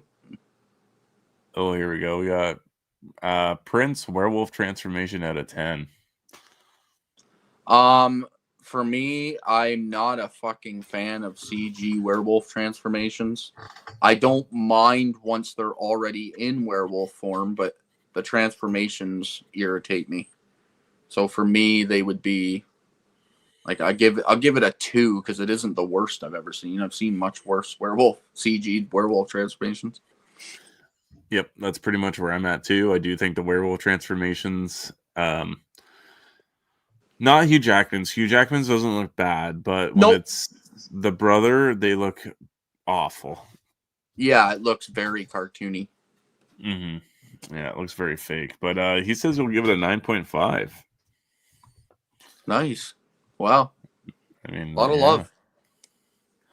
Sam probably a 1 star. Oh, for Alien? Yeah, yes, I'm pretty sure it was because I considered unfollowing you on Letterboxd when that one came out. It bothered me so much because I actually thought she would like Alien, the original. Just because it's so like just claustrophobic, and we don't need to get into an Alien review, but I thought that would be more down Sam's alley because it isn't action. It's just very like claustrophobic and atmospheric, and it's kind of like a slasher movie. Yeah, I don't know, but I was wrong. I don't. I thought she would love the characters enough to look past the action of Aliens, and that just was not the case. Yep. Now we're just reviewing Sam's reviews. Yeah. I give your review a 1 out of 10. Magic the Gathering. TG Magic the Gathering. Oh man, how did I not put that together? I have literally gone to local, what do you call them? Card playing bars where a bunch of us nerds get together and battle out Magic the Gathering and Pokemon and stuff like that. I've gone to those a few times with my brother-in-law. So I should have been able to know Magic the Gathering. I have a pretty awesome Magic the Gathering card collection. Actually. Oh, nice. Yes, pretty cool one. I've kept all kinds of legendaries throughout the years that I had. Don't play anymore, though. Barely remember how, actually. Let's see. Nanette here loves Van Helsing, which is good. We love seeing that. Prince says, I actually watched the animated Van Helsing short called The London Assignment, which takes place before the movie, which tackles his battle with Dr. Jekyll and Mr. Hyde. Pretty badass. All right, so that would be cool to see because the Jekyll and Hyde scene in the movie feels so out of place. But I mean, if you got that prequel, then it wouldn't. If you watch that too, because it'd be like, oh, cool. They're showing you that took place. Yeah. No, I agree. I'm gonna see if I can find it actually. Maybe it's on YouTube or something. Um, I'm with y'all. I think it would have been better if Van Helsing had been rated R, but I enjoy it. There's only one movie with Hugh Jackman in it that I didn't like. There's only one movie with Hugh Jackman. Hmm. Yeah, Hugh Jackman is a pretty loved actor for me too. I get everything I've ever seen him in. I actually enjoy him as an actor. I Yeah, said that at the beginning. You just got that movie star quality. You can yeah, he's tell. definitely got that charisma, you know. Yeah. Um, I think we talked pretty a lot about the villain Dracula throughout. Do you got anything else to add? Yeah. This I'll just throw in like this. It's really hard to play this character that so many legendary actors have played. Like one of my favorite actors of all time, Christopher Lee, to me had nailed Dracula on fucking a dozen occasions. Bela Lugosi being the original. It's hard to bring anything new to this role. And I think this guy does. Like he feels like a new version of Dracula in some ways. Like it's like super stage actor version, over Yeah. the top and doesn't talk slow. He's like just eccentric as shit. So I'll give it that. Like add that to him. He Hmm. does a good job. I think that's fair. It's very rare do you ever see a Dracula so theatrical being played. Like not even um oh, who did it in the 90s? The '90s. That's Gary Oldman. Gary Oldman. Yeah, like even Gary Oldman wasn't even reaching that level. No, he's a more slower paced Dracula as well. It talks slower and delivers his lines slower. Hmm. So yeah, I do think he does a good job here, and I really like his bat design. Like when he turns into the full bat, love Yeah, it's that design. giant gargoyle. Mm. Cool. Um, let's see. There we go. I think this is you like Australia, or you've not seen that movie, Beau? Because it's horrible. Do most people not have seen it, including me? I like Australia. That's funny. I have not seen it, but I am in the middle of doing 2008 and it's in my pile over there. So I will be Nice. seeing it pretty damn soon. So I'll let you know what I think on that. It's Nicole Kidman too, right? Yep. Yep. I'm kind of excited to watch that one. I haven't seen it in a very long time, but I remember not minding it when I watched it last. I think I rented it from the library. Um, Was a while ago then. oh yeah, a very long time ago. We got Eli in the chat here. We're just about to close up the review for Van Helsing. Yep. You'll get our scores. Scary. Yeah, scary rating out of 10. Uh I have to go with a 1 like I always do for this because movies very rarely scare any of us. But I will give it one part because I was watching it so loud in here that made me jump. And it was when Dracula freaks out on the brides. And Okay. he immediately goes from talking normal to like screaming, and they do some CG effect where he's turning half into the vampire, and it's really quick and it's a jump scare moment, and it actually got me because it was so freaking loud in here. So I decided to throw that out there. There is one decent jump scare. It's not scary. This is a fun, crazy action movie. Okay. Yeah, I'm pretty much in the same boat. I'm sitting at a 1. What's your rewatchability for this movie, and would you recommend? Rewatchability. I have seen it half a dozen times, and it'll be a while before I go back to it again, but I probably will eventually. Like it, so like if you haven't seen it once, then highly recommend check it out. Get your own opinion, just like all movies. and I enjoy it a lot. So I would say like just try to go into it with an open mind and fun on your mind. So yeah, rewatchability, I would say yes. I enjoy it a lot. It's rewatchable and highly recommend checking it out. Yeah, I totally agree. Rewatchability for me is like every other year. I think Yeah, actually, I think I got the 4K not last year, but the year before, and I watched it as soon as I got it on Blu-ray, and then yeah, this time. So it's literally been every other year for me rewatching this movie. I've seen it well into probably the 20s. oh really? Oh okay, geez. Yeah, yeah, Yep, because I like haven't when, seen it that much. like I said, when this movie came out, I was 11. Yeah, so it's Um, a huge one to throw on constantly. One of your yeah, repeat watchers. oh yeah, and I only had a handful of DVDs, so you know what? Once I bought a new one, it was watched almost for like 3 weeks straight. Nice. Um, I would recommend this movie if you haven't seen it. Um, I highly recommend checking it out and going in with some low expectations, clearly, because that's what how everybody else feels. Yeah, remember everybody hates it except us. Yeah, so do that, and I guarantee you're gonna have more fun with this movie than what you would expect. Um, yeah, I think it's a good like companion piece to the Mummy as well. Like I Totally. would, It fits in that universe. Definitely. yeah. So I definitely would recommend. What is your final rating out of 5? This is where I struggle to be like give you a real legitimate this is my final end all be all rating.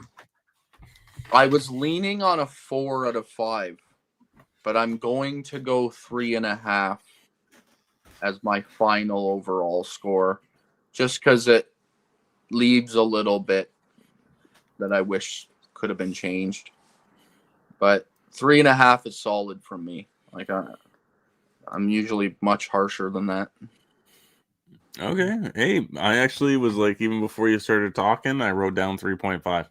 Nice, nice. So we So agree. yeah, I can't. Yeah, I don't know. It's fun for me. Like I like it. Like my personal rating would probably be a 4, but like if I'm looking at it in a critical stance, Yeah, I'd like my final rating overall, basically.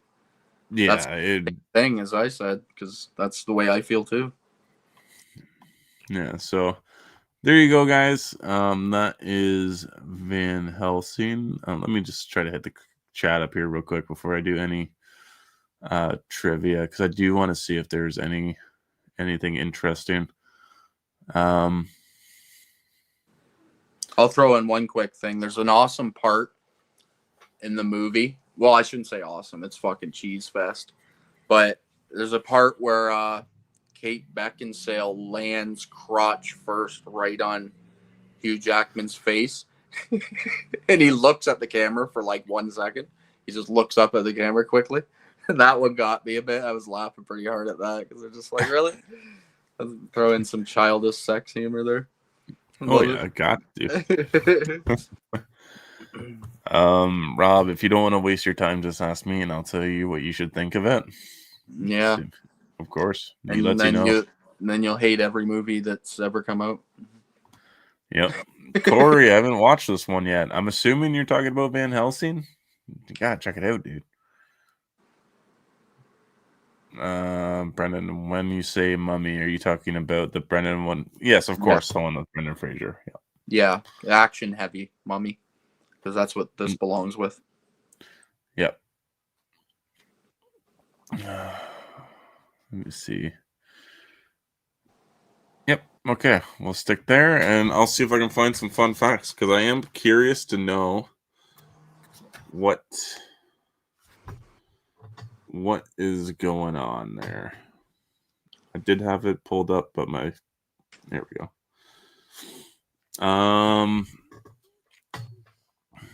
Oh, here we go. Steven Summers deliberately chose to avoid this style of transformations from other werewolf films, where the character would usually grow hair as a part of the change. Instead of the decision was made Instead, the decision was made to have a character rip his skin off to reveal a werewolf underneath, going with the idea the beast comes from within. Yep. I kind of got that when I watched it. Beast Within feel. Yeah.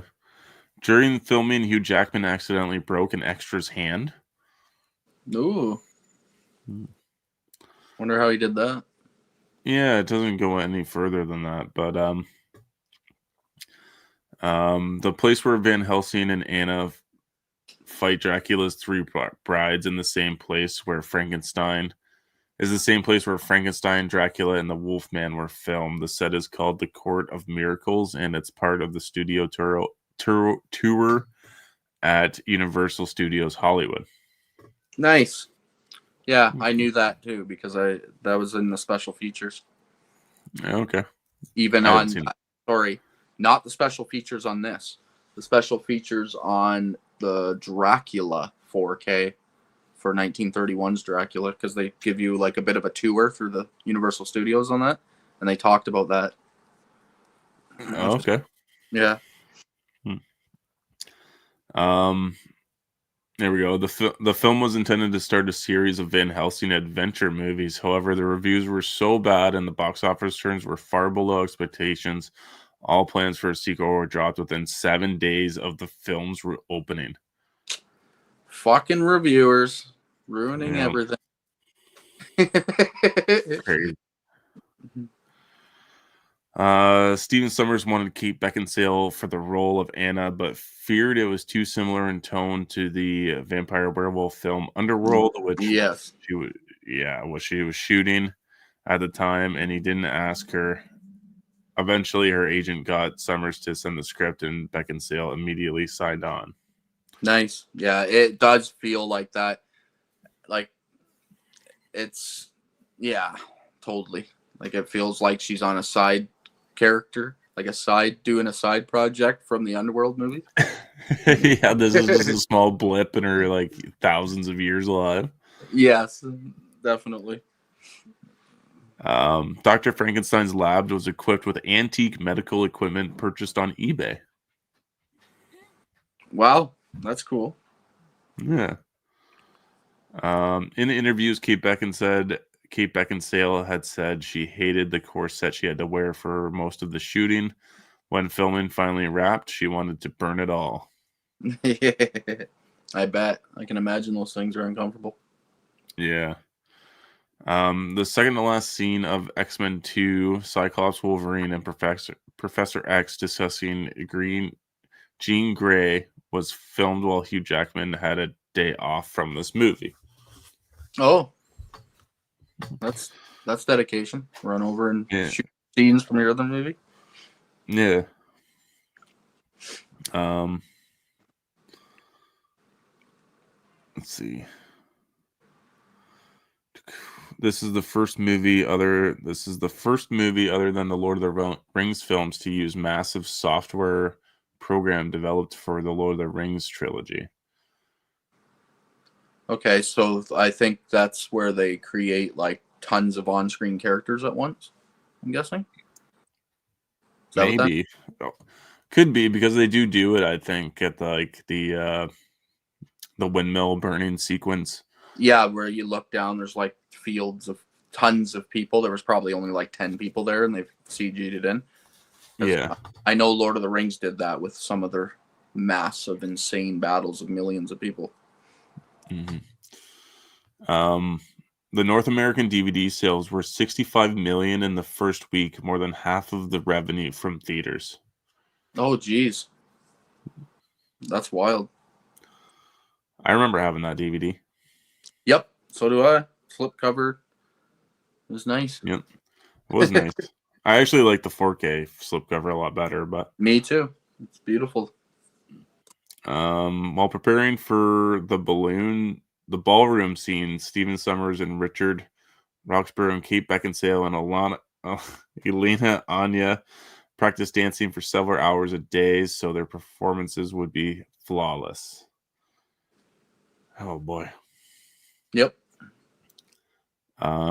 Dracula's diminutive henchmen, the Druger, are actually little people from Germanic folklore. All right. I didn't know what those things were either, so I was curious about those. Yeah, German folklore. Huh. Dracula only kills one person in the film, Dr. Frankenstein. All the other killings are done on behalf of his acolytes. Yep, that's true.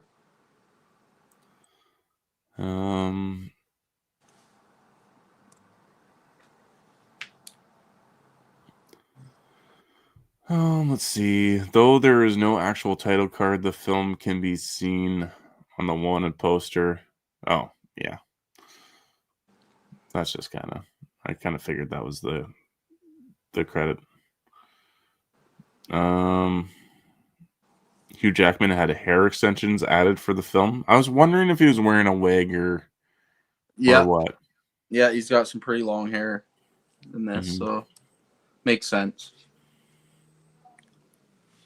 Yeah, he probably gets a lot of hair stuff done for his movies because his hair is always different in every movie. Yeah, yeah. It's crazy what you can do with hair now.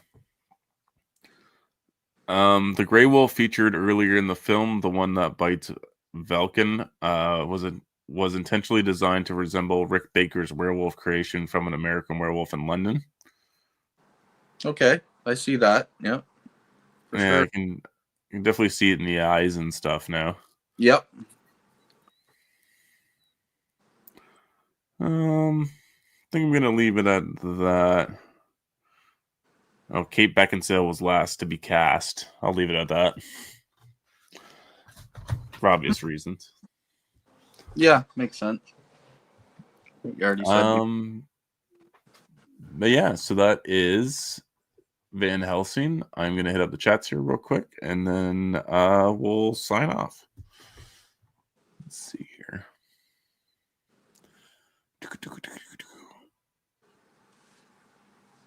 Oh boy, everything's starting to look like a blur. I'm getting tired. Let's see. Oh, Corey. Our guy Corey just opened up a channel member. So go sub to Corey and become a channel member for some awesome perks. Go Corey. Let's see. In this horror classic, House of Dracula and House of Frankenstein and Abbott and Costello. Meet Frankenstein. It was the first time audiences got to see all three monsters. Yep, in one movie. Yep, sure was. Good movies. All right, and actually, surprisingly, I'm already caught up on the chat. That didn't take that long. Nice. Surprised. But Beau, tell us what you got going on in your channel. Give yourself a shameless plug, as I like to call them. Yeah, if you want to see a breakdown of the entire year of 2008, watched and ranked as I'm going. No cheatsies either. I'm literally watching every single movie, even if I've seen them before, and ranking them right on the spot. And I'm doing them in 10 movie episodes. And I pull out my little wrestling ring and I have them battle each other and eliminate each other one at a time until I have one standing winner at the end. And all those winners are going to face off in a great big battle royal to end it all to see what the top of the year is for me. And that's what I'm doing at the moment. And that'll probably take me a bit because I own almost 200. I've finally pulled out every movie from my collection that I own from 2008, and it's 187.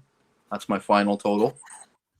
So I probably won't do all of those because it would take me forever, but I'm going to get to 100, and then I'll go from there. If I want to put in a couple bonus episodes, if I missed any really good ones I feel like watching.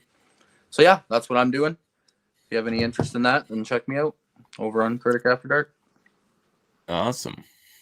And I'm going to shamelessly plug myself. We will be back again in 2 days. We're going to be joined by Corey Wilkie's Movies and Music and Rob Humphrey from Slasher Radio. We are going to be discussing Reign of Fire. So that is your homework for the week. And as I announced earlier in the film, for Sam and I's 6th anniversary, we are going to be doing a movie count ? I'm pretty sure that's what we're doing. Yeah, I think that's all I got planned. And then get ready for fucking spooky season, because it'll be after this week. It'll be September, and Sam's officially back with all kinds of fun stuff planned for everybody to watch. Yeah, got me booked in a couple episodes in September and October that sound really fun. I'm excited for. Oh yeah, get ready. I'm sure she's coming up with more for you. I'm sure of it. Nice. But yeah, thank you guys everyone so much for watching. We always appreciate your feedback and how much fun everybody seems to be having in the chat. Thank you so much to Ryan and Eli for being some of the best moderators around. You guys are killing it every time we are on here, and it's so fantastic to see. I hope everybody has a good night and enjoy the rest of your week until Wednesday, and then we'll be seeing you guys again. And always remember to stay spooky. Bye, guys.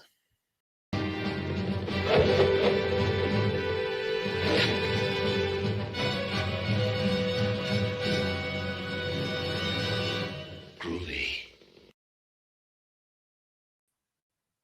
Oh, I'm back.